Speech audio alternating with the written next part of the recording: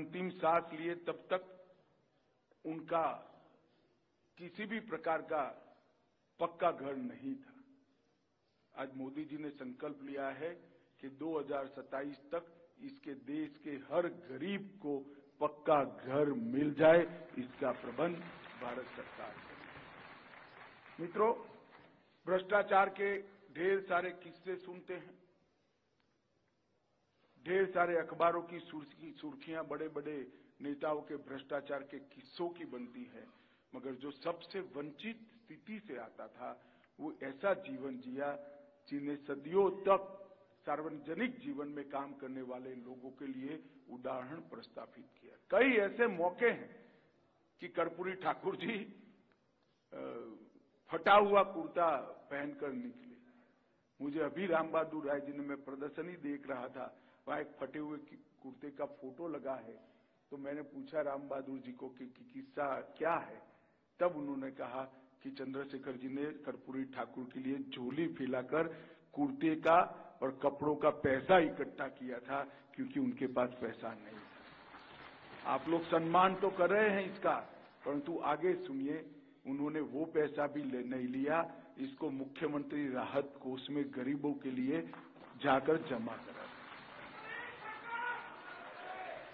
एक बार पार्टी के लिए किसी ने 2.5 रुपया रास्ते चलते चंदे में दे दिया, उस वक्त रिसीट नहीं थी, तो बड़े विचलित थे जब तक कार्यालय पहुंचे कि इसका रिसीट जल्दी से उस व्यक्ति को भेजा जाए। पहुंचकर सबसे पहला काम रिसीट काटने का किया।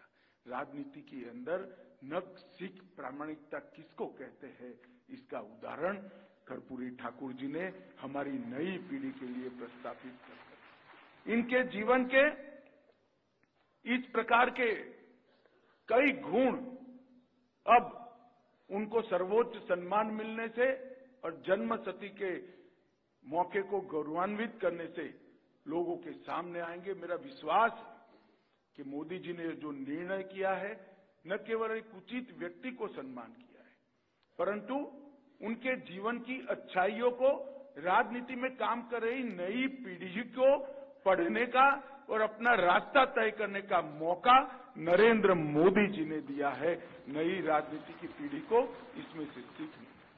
और वैसे भी मेरा स्पष्ट मानना है कि बहुत ज्यादा करने के बाद सबसे कम जिन नेताओं को मिला है उसमें से एक कर्पूरी ठाकुर थे।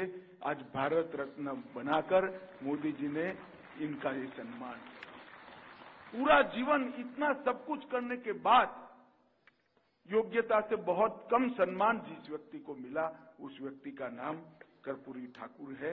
आज मैं मानता हूं कि इसके लिए जो भारत रत्न दिया है, इससे कमी भी पूरी हो जाएगी। इमरजेंसी के जो प्रखर विरोधक रहे, उसमें कर्पूरी ठाकुर जी रहे। लोकतंत्र में कितनी गहरी आस्था थी, इसका अनेक उदाहरण मिल सकता है।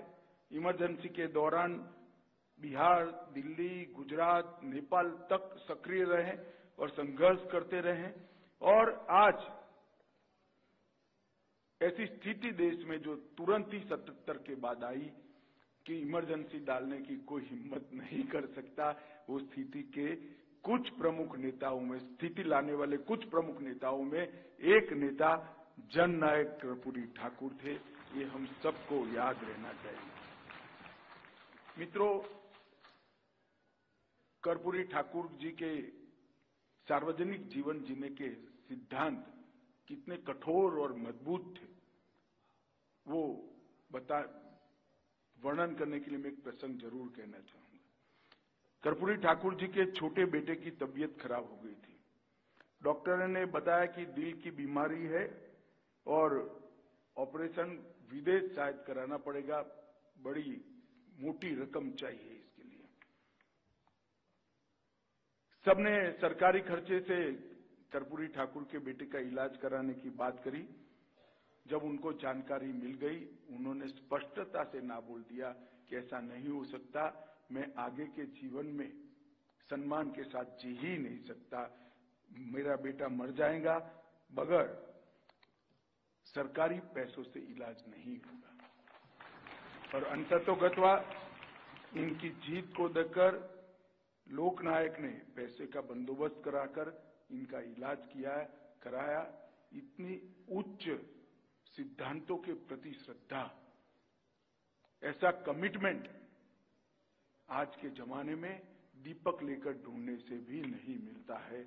और मैं मानता हूं कि आज की युवा पीढ़ी ने इसके लिए अपना कर्पूरी ठाकुर को अपने अभ्यास का विषय बनाना चाहिए। इनके जीवन और कवन से जितना कुछ हम ले सके, हमारा तो भला होगा ही होगा, देश का भी भला होगा, ऐसा मेरा अटूट विश्वास है।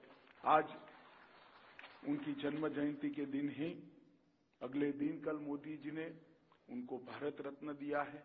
कांग्रेस ने एक परंपरा करी थी कि एक परिवार के आसपास ही जननायकों का, लोकनायकों का और सार्वजनिक जीवन के नेताओं का सम्मान हो। मोदी जी ने वो परंपरा तोड़ी है। सरदार पटेल के लिए भी एक कोई भुला न पाए इस प्रकार के स्मारक का रचना किया। ढेर सारे जननायकों को आजादी के अमृत महोत्सव में, आजादी के फ्रीडम फाइटर्स को, इस सभी को सम्मानित किया। और आज उसी कड़ी में एक जननायक कर्पूरी ठाकुर का सम्मान किया है। मैं अंत में फिर से एक बार जननायक को श्रद्धांजलि तो देता ही हूं, परंतु साथ में उनको भारत रत्न से सम्मानित कर मोदी जी ने जननायक के सिद्धांतों को युवा पीढ़ी के लिए आज फिर से एक बार रिलेवेंट बनाया है, उनको अभ्यास करने का मौका दिया है। और गरीबों, वंचितों, आदिवासियों, दलितों का एक मसीहा का सम्मान कर इस देश के 70-80 करोड़ गरीबों का सम्मान किया है। इसलिए मोदी जी को हृदय से साधुवाद देकर मेरी वाणी को विराम देता हूं। वंदे मातरम।